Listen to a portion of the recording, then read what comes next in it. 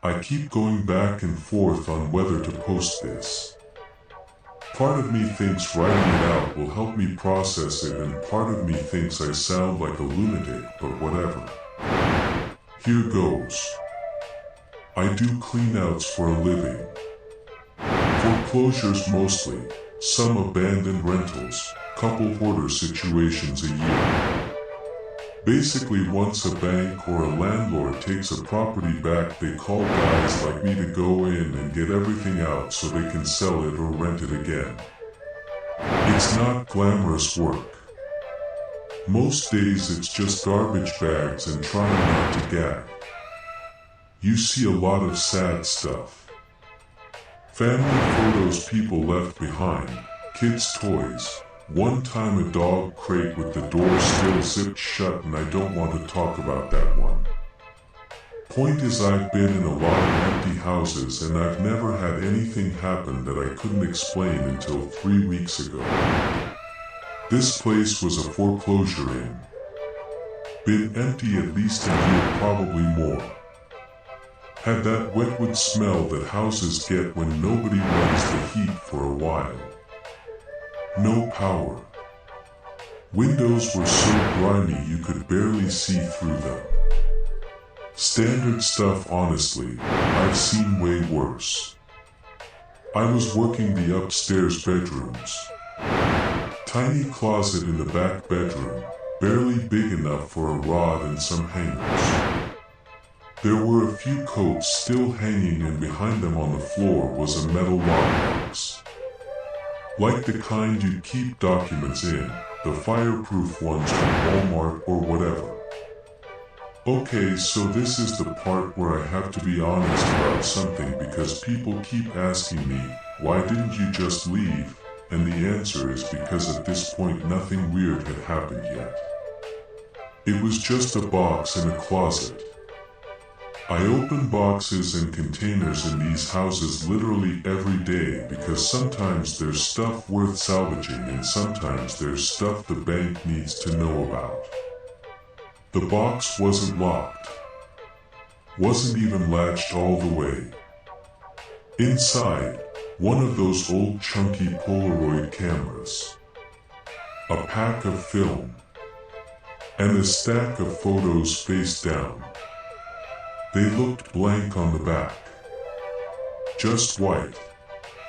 I picked them up to flip through them, and one slid off the stack and landed on my forearm where my sleeve was pushed up past my glove. Except it didn't land. It stuck. Flat against my skin, stuck, like a sticker or like wet paper, except it wasn't wet. And immediately cold. Not cool. Cold. Like I'd pressed an ice cube to my arm. I pulled it off quick and it made that sound, you know when you peel tape off skin.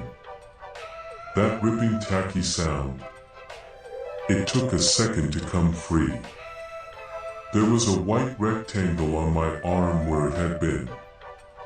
And I don't mean pale. I mean white. Like the color had been sucked out of my skin. Like if you took a photo and erased one square of it down to nothing. I was still looking at that, trying to figure out what the hell, when I noticed the photo in my other hand was changing. It was developing. Or whatever the word is when a Polaroid goes from blank to showing an image. Except what it was showing was skin. My skin. I could see the freckle I have near my elbow. It was my arm. And right in the middle of the image was a dark square shape. I looked at my arm. Looked at the photo. Same spot. Then my arm started hurting. Not like a cut or a sting.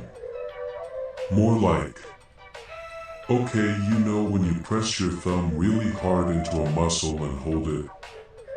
That ache. But in a spot where there was no reason for it to hurt. The white rectangle on my skin started going purple while I watched. not spreading out like a bruise normally does. Filling in. The color was filling in from the edges toward the center, staying perfectly inside the rectangle shape. Like something was coloring it in from underneath. I put the photo down on the floor. Pain didn't stop. The photo finished developing and it showed my arm. With the bruise. Same shape, same size, same location. Like it had taken a picture of something that hadn't happened yet and then made it happen. I left. I want to say I was calm about it, but honestly I just kind of walked out fast. Didn't run, but definitely wasn't casual about it. So the next morning the bruise looks like it's been there for days. Dark in the middle, tender when I press on it, perfectly. Rectangular, which I shouldn't have to tell you is not how bruises work. And the center of it is still lighter than the rest. Almost pale. Also, and this is going to sound weird, but I swear hair stopped growing inside the rectangle. Like that patch of skin wasn't mine anymore. Like it had been replaced with something that looked like skin but wasn't exactly. I should have left it alone. I know that. You know that. Everyone reading this knows that. But I went back to the house. I told myself I needed to finish the job because I do. They don't pay me if I don't finish, and I'm not about to lose a contract because I got freaked out by a piece of film. The box was still there. Everything was where I left it. Except the top photo on the stack wasn't blank anymore. It had developed on its own overnight. Sitting in a dark closet in an empty house with nobody there. The image was the closet floor. The box. And a hand reaching toward it. My hand. From earlier. But the angle was wrong. It was taken from inside the closet. From up high, like from the shelf above the rod. Looking down at me opening the box. Nothing was on that shelf. I checked when I first found the box. There was nothing up there. I picked the photo up. Had my work gloves on this time because I'm dumb, but I'm not that dumb. It twitched. I need you to understand what I mean. I don't mean it moved because my hand was shaking. I mean the photo itself spasmed. Like a muscle. Like something alive. One quick twitch and then still again. The image started getting darker while I held it. The shadows in the closet in the picture were getting deeper. The inside of the box was going black, way blacker than it should be, and then something leaned forward out of that darkness in the photo. Not a face. That's what everybody asks me. Was it a face? No. It was more like a face-shaped dark spot. Like if darkness had layers and something pushed through from behind. My bruise lit up. Felt like someone put a cigarette out on my arm. I dropped the photo. Yanked my glove off because my palm was burning now too. Red rectangle in the center of my palm. Same size as the photo edge. Right where my fingers gripped it through the glove. So obviously I took the whole box home. Yeah, I know. I know. I don't have a good explanation for why I did that except that I think I was already past the point of making smart decisions. I think when something impossible happens to you, your brain just kind of stops running the is this a good idea program and starts running the I need to understand this program and you do stupid things. Kitchen table. I dump everything out. Camera, film, stack of photos. I'm just sitting there staring at it like it's going to explain itself. The camera clicked. My hands were in my lap. I was not touching it. It clicked by itself. The mechanical sound of a Polaroid taking a picture. Then the motor noise. Then a photo slid out of the front.